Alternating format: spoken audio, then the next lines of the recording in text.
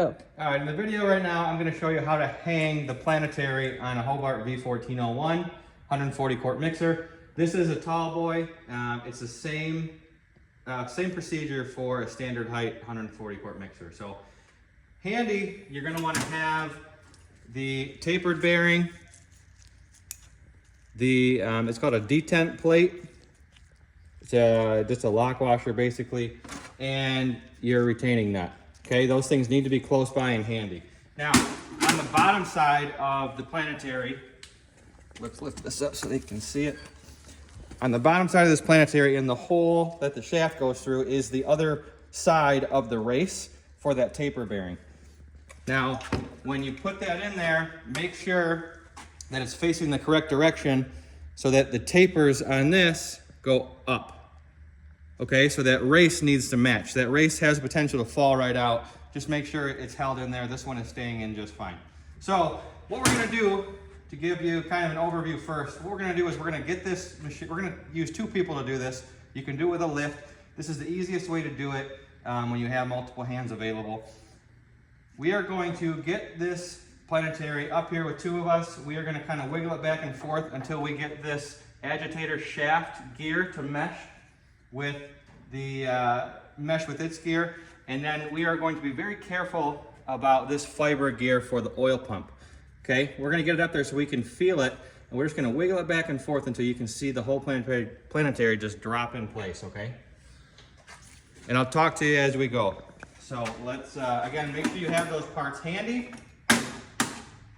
and here we go.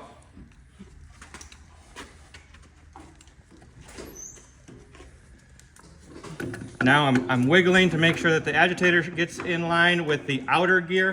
Okay, we're there. Now we're on to the fiber gear. We can feel that it's there. We're going to just wiggle it back and forth until that fiber gear drops in just like that. Don't put too much pressure on it. Now, taper bearing goes up first onto that shaft. Have somebody strong holding it for you. Next is the detent plate. You might need to shake that back and forth to get it on there. And next is the retaining nut. Once you get a few threads of that thing started, you can allow your helping hand to get a rest.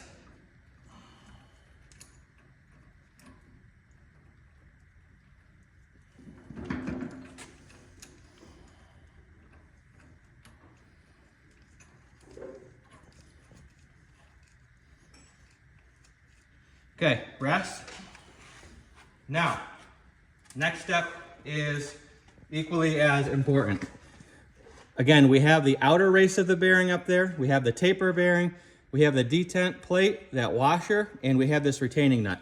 Now you can see there's still some threads there, and I'm gonna cheat and use a tool that we have here just to bring it all the way up. But what you're gonna wanna do is spin that with a wrench and then use the shoulders of that nut, pound on those with a hammer to get this thing all the way up snug and tight, okay? Again, for the video purposes here, I'm cheating.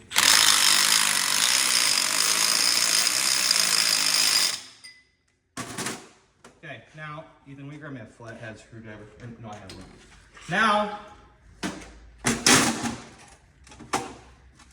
there is, when you remove the Planetary, there was a socket cap locking screw, okay? That fits right into this hole on the retaining nut, okay? Now watch as I put this thing up. Proper positioning for this is to have the head of this socket cap screw flush, okay? Now, when I put it up there, I have some pressure, which means that the end of this screw is not fitting into one of those holes on the detent plate.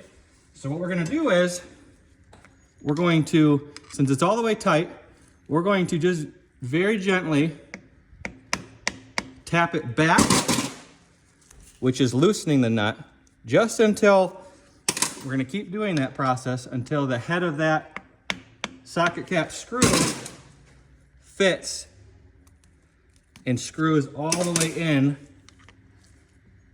and locks all of that for us. Hold that.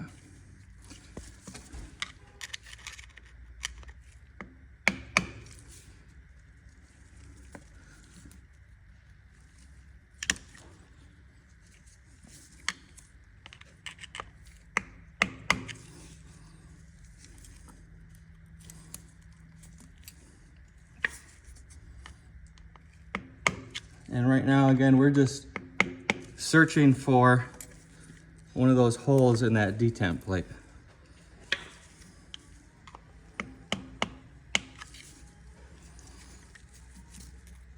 Sometimes you get lucky and you find it immediately. Other times it takes a little bit to find it. Now again, there we go.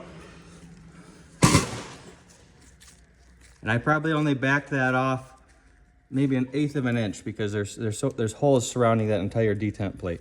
So now you see my socket cap screw is flush on that lock nut, okay? After that, the Planetary should not have any oil in it right now at all, by the way. That's something we can fill afterwards. Make sure that you put your oil cap on there. This does have an O-ring on it. Make sure that O-ring is in good shape.